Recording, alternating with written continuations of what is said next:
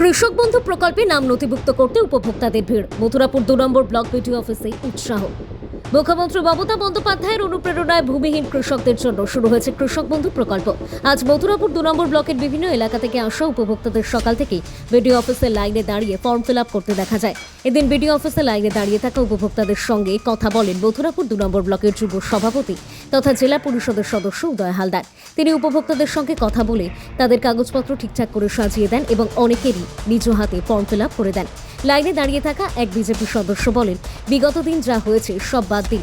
এখন মুখ্যমন্ত্রী মমতা বন্দ্যোপাধ্যায় কোনো ধর্ম বা বর্ণ না দেখে প্রত্যেক ভূমিহীন মানুষের জন্য এই প্রকল্প চালু করেছেন, তাতে আমরা খুশি। এই প্রকল্পের সুবিধা পাওয়ার আশায় বহু কৃষক উৎসাহের সঙ্গে নাম নথিভুক্ত করছেন। উপভোক্তাদের একটাই বক্তব্য, মুখ্যমন্ত্রী সর্বদাই সাধারণ মানুষের কথা ভাবেন। জমি বা নিজস্ব চাষের জমি না থাকলেও তাদের জন্য যে প্রকল্প চালু করা হয়েছে তাতে তারা অত্যন্ত খুশি। তাদের মতে এই উদ্যোগ প্রমাণ করে সরকার প্রকৃত অর্থেই কৃষকদের পাশে রয়েছে। উপস্থিত কৃষকদের অনেকে জানান, অতীতের মতো ভবিষ্যতেও তারা মুখ্যমন্ত্রীর পাশে থাকবেন এবং আগামী বিধানসভা নির্বাচনে তাকে জয়ী করতে তৃণমূল কংগ্রেসকে ভোট দেওয়ার অঙ্গীকার করেন।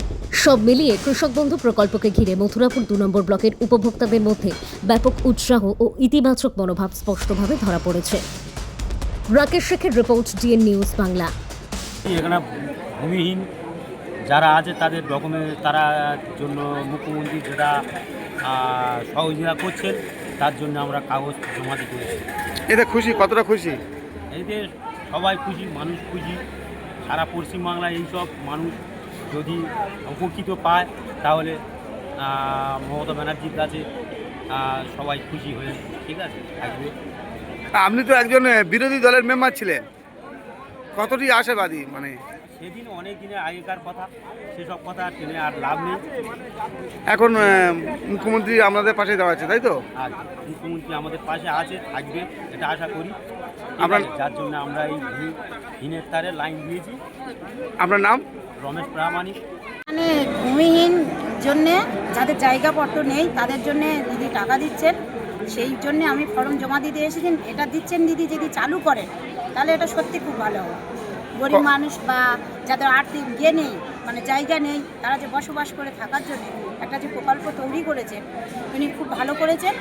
আর এটা যা করেছেন সবার পক্ষে ভালো। কিছু আর্থিক সহায়তা কিছু হবে? হ্যাঁ, আপনারা জানেন মাননীয় মুখ্যমন্ত্রী মমতা ব্যানার্জি তিনি প্রতিনিয়ত চেষ্টা করছেন যে মানুষের পাশে থাকার এবং মানুষকে সব রকমভাবে সহযোগিতা করার জন্য।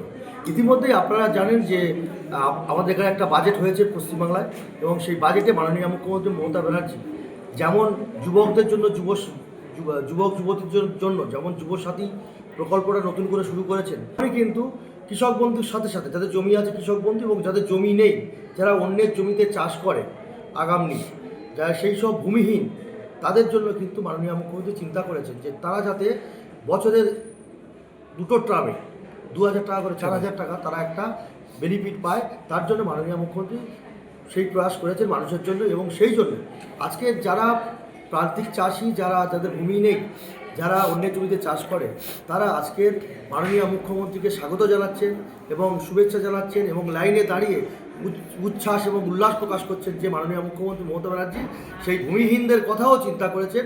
তাই তারা লাইনে দাঁড়িয়ে আজকে ফর্ম জমা দিচ্ছেন।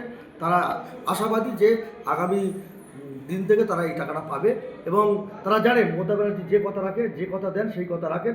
আপনারা জানেন 2021 সালের পূর্বে মাননীয় মুখ্যমন্ত্রী মমতা ব্যানার্জি ঘোষণা করেছিলেন যে 2021 নির্বাচনে আমরা যদি জয়ী হই আমরা সমস্ত মায়েদের লক্ষ্মীর ভাণ্ডার দেবো।